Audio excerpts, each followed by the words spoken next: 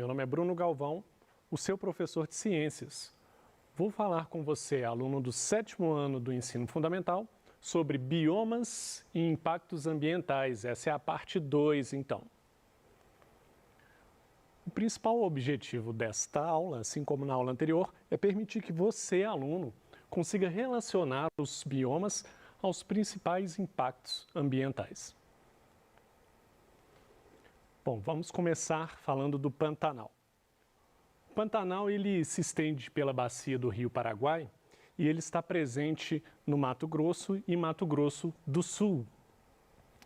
Então, o Pantanal, lembrando que o Pantanal ele é um bioma que, na verdade, ele recebe influência de outros biomas, recebe influência da Amazônia, do Cerrado e da Mata Atlântica, principalmente.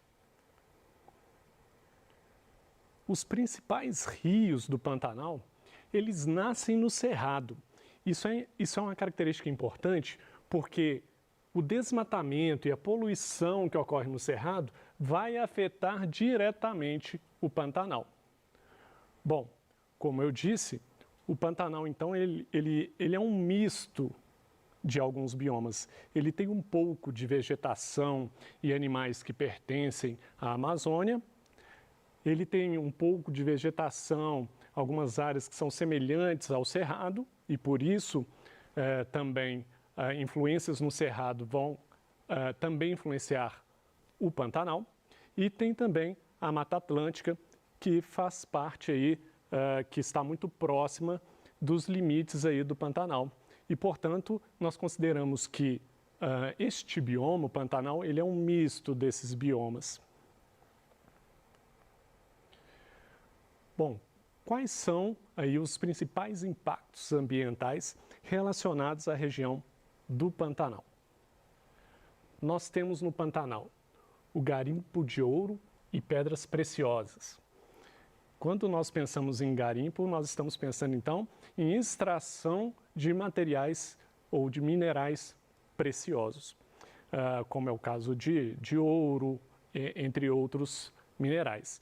E quando você está extraindo isso do solo, você causa danos também no solo, mas tem uma coisa muito importante a se destacar aqui. Na retirada desses minerais preciosos, é muito comum se utilizar uma substância tóxica, que é o mercúrio. E esse mercúrio, ele acaba sendo despejado nos rios, contaminando a água dos rios. Poluição causadas por usinas de produção de álcool e açúcar. Bom, isso aqui é mais fácil de nós entendermos. As usinas, em geral, elas precisam de usar equipamentos que gastam energia.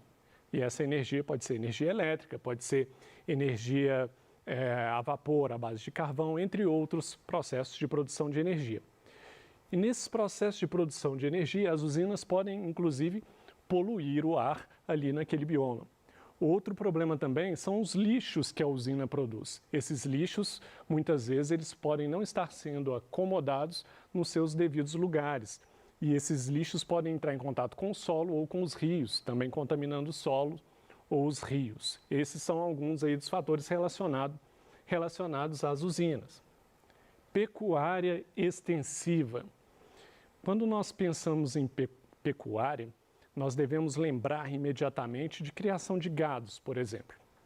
Bom, então quando você tem a criação de gado, você também pode ter criação de ovelhas, né, ovinos, caprinos, mas vamos pensar aqui na criação de gados. Normalmente são feitos em campos abertos, em que você tem muita gramínea, né, ou muita grama, e essa grama ela é pisoteada. Então, isso vai prejudicar aquela vegetação e também esse pisoteamento vai mudar as características daquele solo. Inclusive, aquele solo pode se tornar um solo infértil futuramente. Esse é um dos problemas aí da pecuária, além de outros mais. Pesca predatória, caça ao jacaré. Bom, a pesca predatória, então, essa pesca desordenada, em grande quantidade, é um grande problema para o Pantanal. Porque o Pantanal ele é uma planície alagada, então tem vários lagos, lá também no Pantanal passam muitos rios E é uma região, então, rica em espécies de peixes, além de crustáceos e outros. Enfim, se você pesca em grande quantidade e sem controle adequado, você está tirando muitos peixes ali daquela região e muitas vezes você pode causar a extinção de algumas espécies desses animais aquáticos. A caça do jacaré é muito importante se destacar também, porque o Pantanal ele tem uma biodiversidade imensa e, inclusive, no Pantanal nós encontramos uma grande quantidade de espécies de jacaré também. E esses jacarés do Pantanal, eles muitas vezes são caçados para a utilização do couro ou da carne desses animais. Plantio de cana-de-açúcar. O plantio de cana-de-açúcar, ou seja, fazer uma monocultura. O que é uma monocultura? Você cultivar um tipo só de planta naquele lugar, como é o caso do cultivo aí de cana-de-açúcar, você está fazendo muito mal para aquele solo. Porque se você tem plantas diferentes ali naquele solo, cada planta retira do solo alguns nutrientes que lhes são mais necessários e essas plantas também, quando as folhas delas caem, além dos processos que ela faz de troca com o ambiente, ela vai depositar no solo tipos de sais minerais diferentes, algumas características diferentes. Se você tem uma monocultura, ou seja, um tipo de planta que sempre extrai a mesma coisa do solo e sempre deixa no solo a mesma coisa, você pode tornar aquele solo infértil para possíveis outras plantações, ou mesmo, o que é mais importante, você deixa ele infértil para que cresçam novamente a vegetação natural ali daquela região. Às vezes aquele solo, então, ele não vai ter mais as propriedades que permitam crescer uma árvore que seja nativa daquela região. Aqui um exemplo de animal que está descrito como um animal que sofre ameaça de extinção. Ele está no livro que consta os animais em ameaça de extinção. Aqui é a ariranha, é um animal característico do Pantanal, vive próximo de rios e lagos, é um ótimo caçador de peixes, portanto, também a vida desses animais está relacionada à pesca predatória também, porque se você pesca indiscriminadamente os peixes, você também está tirando alimento desse animal. É um animal muito bonito. Se você procurar na internet, você vai achar outras fotografias maravilhosas. E esse aí é um animal que se destaca no Pantanal e que sofre com a possibilidade de extinção. Vamos falar do cerrado agora. O cerrado, ele é um bioma muito biodiverso, caracterizado pela presença de gramíneas, arbustos e árvores retorcidas. As plantas, então, elas vão ter longas raízes para retirar água e nutrientes de maiores profundidades. Bom, o cerrado é realmente um bioma muito rico e muitas plantas medicinais são encontradas neste bioma. Agora, lá não tem árvores tão grandiosas quanto é o caso da Amazônia, árvores de 50 metros de altura. O mais comum no cerrado é você encontrar árvores retorcidas de médio porte, arbustos e gramíneas. Por que as raízes dessas árvores normalmente são mais profundas? Porque o solo do cerrado é profundo.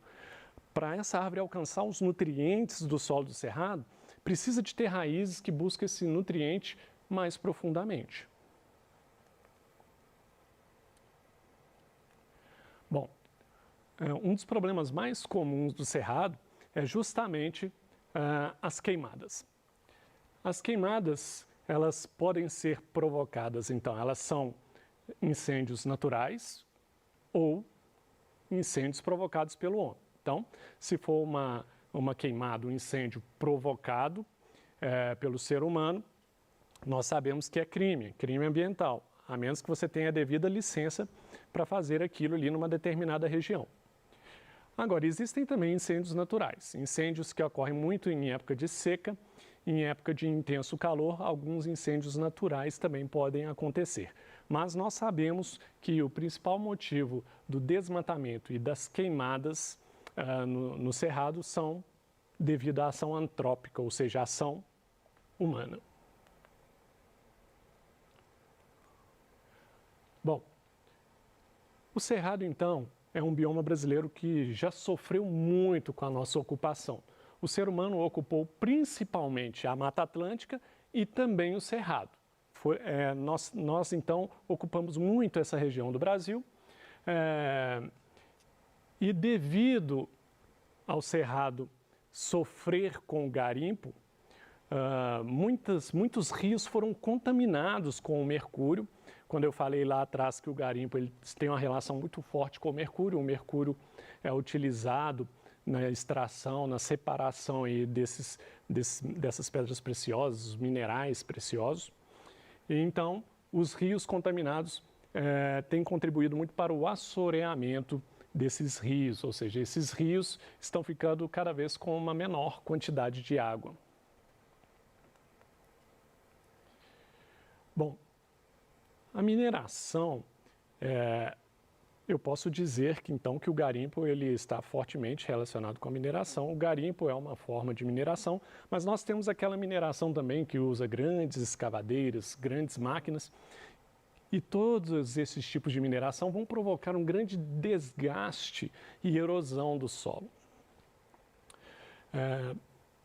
Mais recentemente, nos últimos 30 anos, a pecuária extensiva, as monoculturas e a abertura de estradas estão fortemente relacionadas com a degradação do solo, com o desmatamento no cerrado e com a destruição de vários seres vivos, vários animais nativos da região. Vou deixar aqui um exemplo clássico de animal que está na lista dos animais ameaçados de extinção do cerrado, que é o lobo-guará. O lobo-guará é um animal muito característico dessa região, é um animal que é da família aí dos cães, muito próximo dos cães então, e é um animal de extrema importância para o meio ambiente do cerrado e é um animal também muitas vezes caçado, e normalmente esse animal é caçado por aqueles que praticam a pecuária, porque esses animais muitas vezes eles podem caçar alguns outros animais que são criação ali daqueles donos de terra. Então muitas vezes esses donos das terras, esses fazendeiros, eles caçam esses animais para proteger as suas galinhas, a sua criação.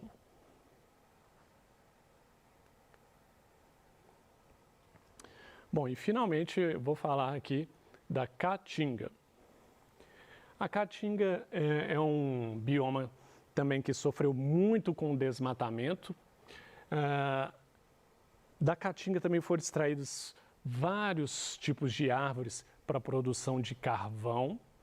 Lá também ocorreu o processo de plantação de cana-de-açúcar e também a pecuária também ocorreu em grandes propriedades. Então, repare aqui que quando nós pensamos aí nesses três biomas que estamos falando sobre ele, Pantanal, Cerrado e Caatinga, existem muitas coisas em comum aqui, principalmente quando se trata de impactos ambientais.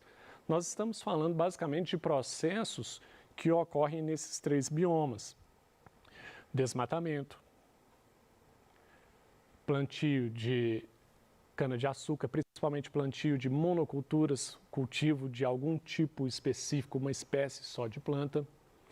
Nós estamos falando de queimadas, nós estamos falando de pecuária. Então, normalmente, esses processos, essas atividades humanas estão relacionadas a quase todos os biomas com relação à degradação desses biomas, com relação a morte de animais nesses biomas, com relação à degradação do solo, com relação ao desmatamento, com relação às espécies de plantas que vêm desaparecendo, sendo extintas aí dos biomas do Brasil. Bom, na Caatinga, então, a vegetação nativa e os solos próprios para a agricultura estão em desaparecimento. A pecuária e o reflorestamento, então, tem sido a única alternativa econômica do sertanejo. Então, veja só, você tem, então, a vegetação nativa, ou seja, a vegetação que é própria daquele lugar, tem desaparecido. Você tem que os solos estão cada vez mais pobres, mais difíceis de você praticar o cultivo de plantas para o seu sustento. Eu estou pensando aqui agora no caso do sertanejo, aquele que vive lá e ele cultiva para a sua família, ele planta o que vai comer. Então, por causa desse problema de que o solo ele não é mais adequado para você plantar, devido a esse grande problema da vegetação nativa não estar mais presente em várias regiões da Caatinga, muitas vezes o fazendeiro, aquele pequeno agricultor, aquele que produz o sustento da própria família ali, ele vai ser obrigado a utilizar da pecuária, que seria a criação de gados ou criação de ovelhas, entre outros. Além disso, uma coisa que ele pode fazer é tentar um reflorestamento, ou seja, plantar novamente ali algumas plantas que poderiam ajudar a deixar aquele solo mais rico em nutrientes, sais minerais também. Só que o que acontece muitas vezes é que o reflorestamento é um processo mais difícil para aquele pequeno empresário ou mesmo para aquela pessoa ali que está produzindo para a própria família, porque você precisa de muito material para fazer isso. E o solo da Caatinga é um solo que, na maior parte, é um solo mais pobre, pedregoso, difícil de você manter uma plantação, um cultivo ali. A pecuária, principalmente, ela pode causar um problema sério que a gente chama de desertificação. Ou seja, aquele solo ali que sofreu com um processo muito cruel por causa de desmatamento, e depois desse desmatamento ainda você usar a criação de animais, de gado, entre outros, então você extraiu aquela floresta dali, aquela floresta nativa, as plantas nativas, que forneciam matéria orgânica para o solo. Depois você ainda pisoteou essa terra através da pecuária e você pode estar causando aí a desertificação. É o quê? Aquele solo ele vai ser incapaz de manter alguma vida de qualquer planta. Se não cresce mais planta ali, ou seja, se não tem planta, não tem alimento para certos animais. O solo não vai permitir que cresça mais plantas. Você vai ter uma espécie de deserto. Por isso o nome desertificação. Um exemplo de um animal muito bonito da Caatinga e que está ameaçado de extinção é o da arara azul de Lear. Esse animal corre o risco de extinção, inclusive porque o ser humano tem desmatado essa região e com o desmatamento, esses animais que se alimentam de sementes de algumas plantas, eles não estão tendo mais essas plantas disponíveis para eles se alimentarem dessas sementes. Aqui ainda vou citar um bom exemplo aqui de espécie de planta que está ameaçada de extinção na Caatinga, que é a baraúna. A baraúna é uma planta muito famosa no Nordeste do Brasil, lembrando que a Caatinga é um bioma que é muito bem representado para o Nordeste do Brasil, é lá que está esse bioma, e essa árvore aqui é uma árvore resistente àquele clima semiárido, e os troncos dela, a madeira dessa árvore é uma madeira muito forte, e por isso ela foi muito extraída, inclusive para fazer carvão e também para a construção civil. Como pontos principais, eu vou destacar os problemas que são característicos de praticamente todo o bioma brasileiro, que é o desmatamento, que é a retirada de plantas e árvores, as queimadas, que nós sabemos bem o que é provocado pelos incêndios, muitas vezes propositais, e a caça indiscriminada, quando você caça os animais E aí, você, sem controle nenhum de nenhum órgão governamental, você tem aí então uma caça indiscriminada. Basicamente é isso que eu queria falar com você hoje. Eu desejo a você bons estudos.